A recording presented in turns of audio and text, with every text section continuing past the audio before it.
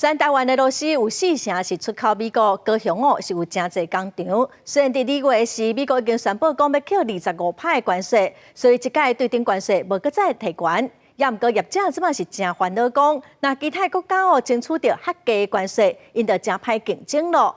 高雄市政府嘛表示讲，已经有请金融机构来协助。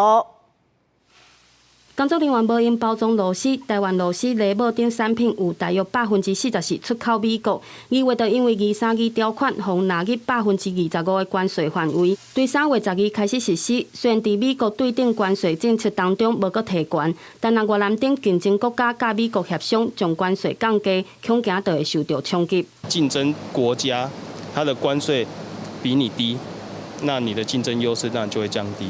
对，那以后件来讲，当然是中国跟越南嘛。那以越南的关税，如果它的关税真的再去谈到零关税，那对台湾的冲击当然是比较大。